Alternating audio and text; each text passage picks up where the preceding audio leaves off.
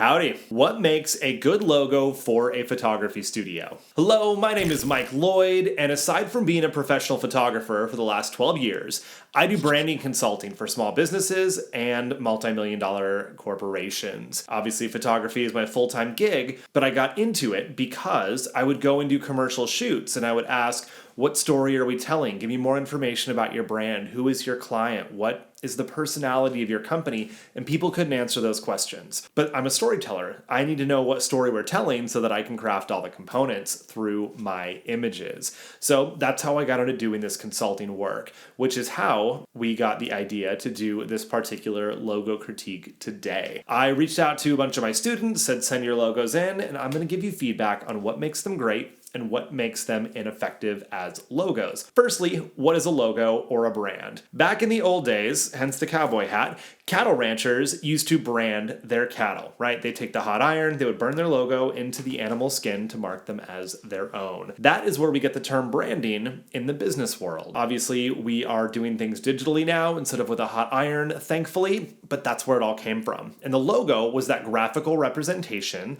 that they would use to mark their brand or their ownership. So the logo is super important, but photographers tend to tinker with it, to nitpick and get all weird about all the little details and change the colors. And should it be serif or should it be sans serif? Do I need an underline? Should it say studios or photography? Or can it just be my name? Do I need an aperture logo in there? There is so much that could go into your logo and so many things that should not go into your logo. So this critique video, I'm going to go again over what works well and what doesn't. So you don't have to spend all this time figuring out what your logo should look like. And in fact, I wouldn't even recommend doing it yourself. This video will give you great guidance on what to look for and what to avoid, so you can go onto Fiverr or Upwork, spend $20 and pay somebody else to do it for you, just like I did. It is a huge time saver, and it's just going to get done, and it's going to look great, and you will be happy. And then you can focus on the things that matter, like actually growing your business so people can see your logo. Let's dive in.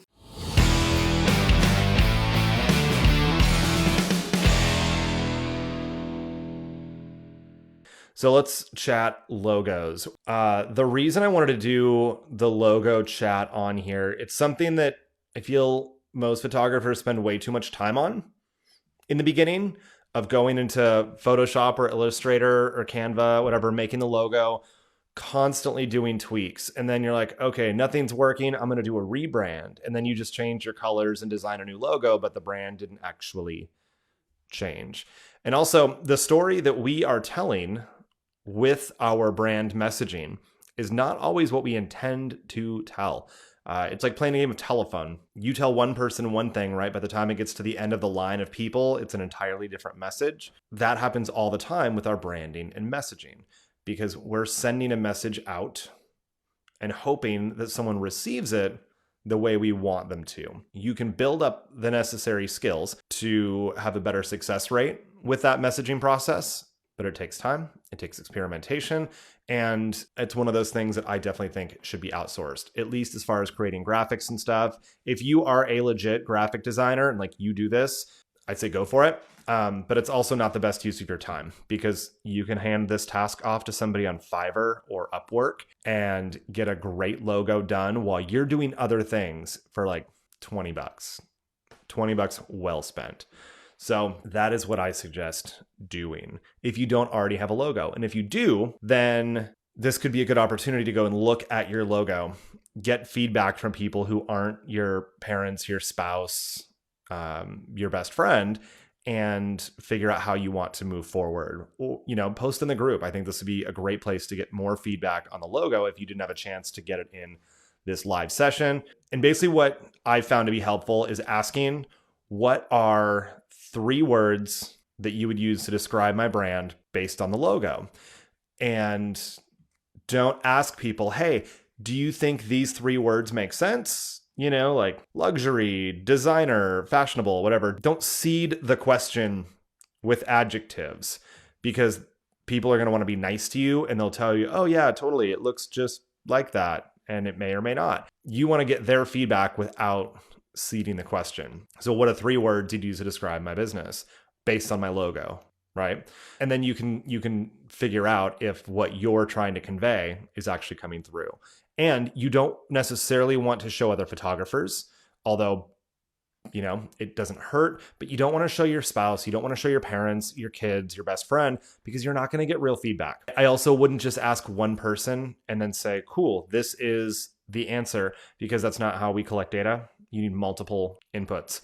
So post it on your personal page, ask for feedback, and no one answer is going to be the right thing, but you'll notice patterns once you get enough people responding. When you've got like 15, 20 people all saying vastly different things, that means you haven't dialed it in enough. Or if they're all saying the same things, you have dialed it in, and then hopefully it's the message that you wanted to spend. So that's it. We want to get feedback on our designs to see if the brand message aligns with the message we want to be sending. So let's dive in and look at Diane's here. Logos are a symbol of your company. So when somebody thinks about your brand, they should feel something, right? When you think about the Nike brand, you can like close your eyes, imagine scenes, you feel something. When you think about Southwest Airlines, you can, if you travel, you can close your eyes, imagine scenes, right? Funny flight attendants doing the safety reports, things like that. Bags fly free. Transparency, right? And they have like warm or like playful colors, heart logo, right? All these things.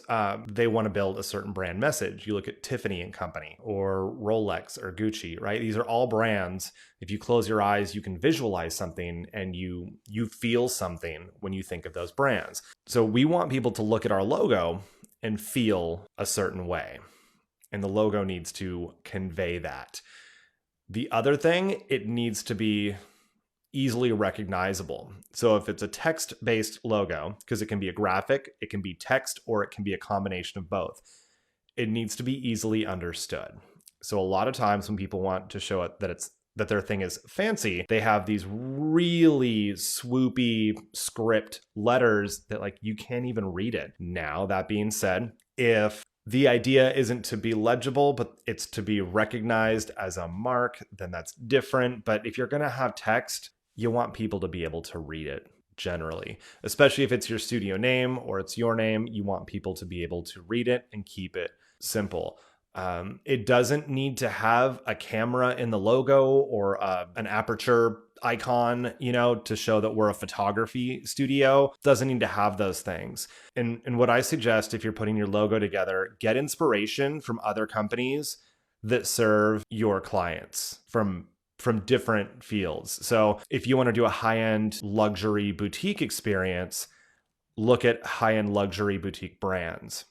That could be in fashion, beauty, healthcare, restaurants, retail, companies that already serve your clients, and look at their logos rather than looking at other photographers' brands, because you want to create a brand that is familiar with those people, but also recognizable as yours. So if it feels like it belongs with the Gucci, the Tiffany and Company, the Ruth's Chris Steakhouse, the Ferrari, the Lamborghini, if they've got these luxury feeling elements to them, your clients will associate those things with your brand. So you're getting to like borrow the moods and feelings created by these other brands because your logo feels like their logo, which is a pretty cool thing. They've already done the work for you.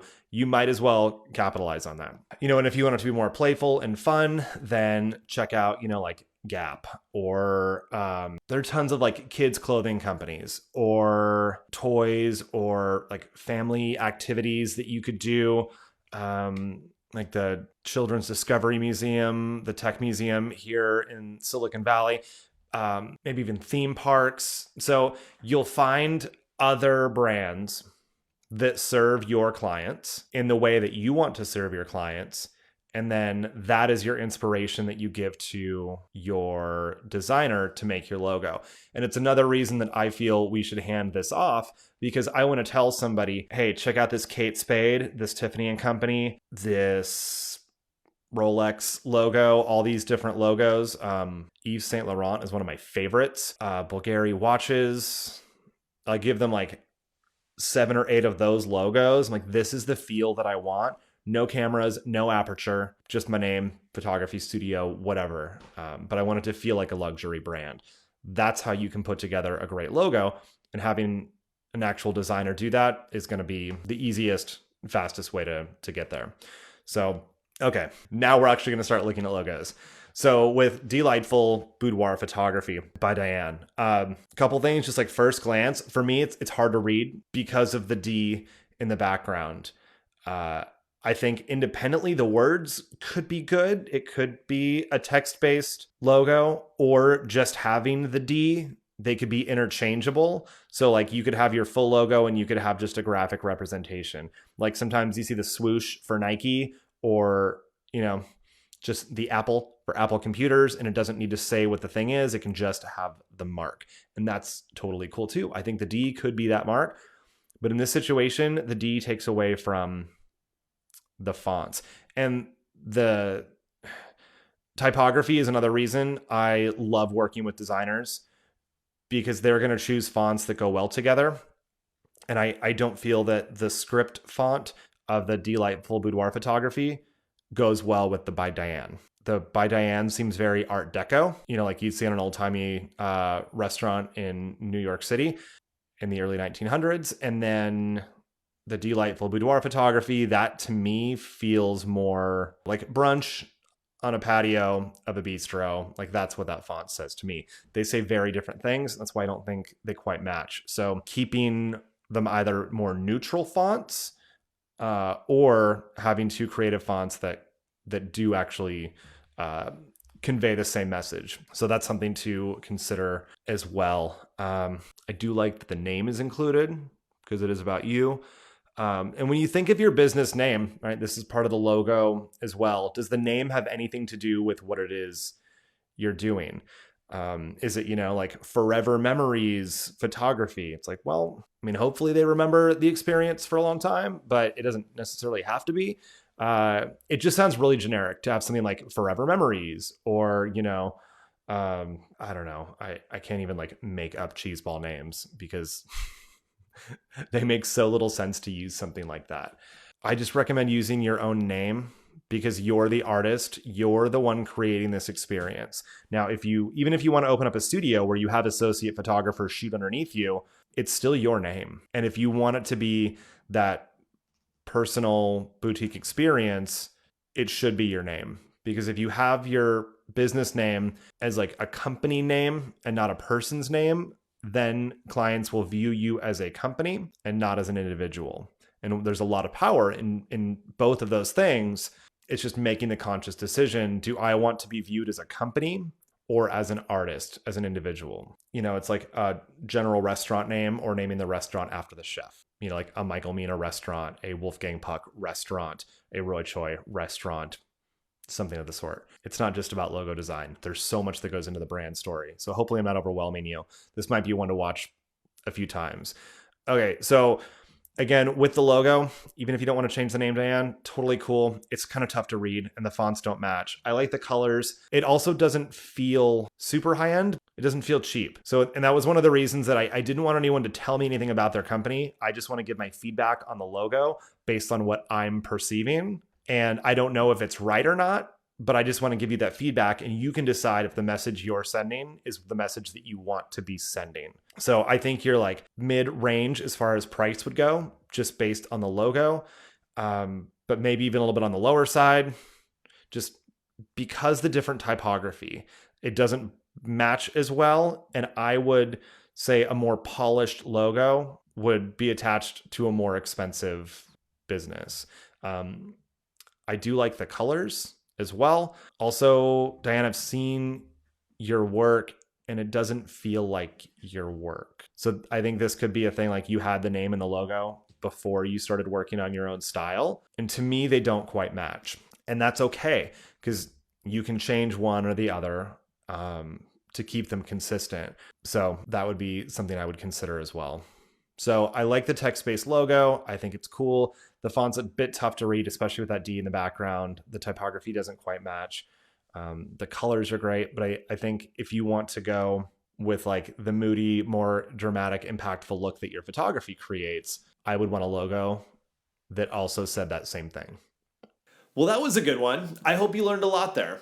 I know I remind myself of a lot of things when I do these critiques, things that I might have not been thinking about, they weren't top of mind, but I can keep conscious of them so that I can continue doing my job the best that I can. So again, hope you learned a lot. I would jump onto Fiverr or Upwork, put the links down below, and go hire someone to do the logo for you and just get it done. Be happy with what it is. You can always change it in the future if you need to, but just having something to get started is going to be a great way to focus on your business and not worry about the logo. If you want to do one of our image critiques, which I definitely recommend, and I've got other great videos on this channel where I critique photos, in just as constructive a manner, you can email your photos in, mike@boudoirguild.com, and I would be happy to feature them on there. And if you want feedback on your logo, I don't know that I'll do another critique on this channel unless we get some really good feedback, but you can head over to our Facebook group, which the link is down below also, and you can post in there and ask for feedback in the group. If you have any other questions, post them in the comments down below. I am happy to help however I can. You are amazing. We'll see you inside.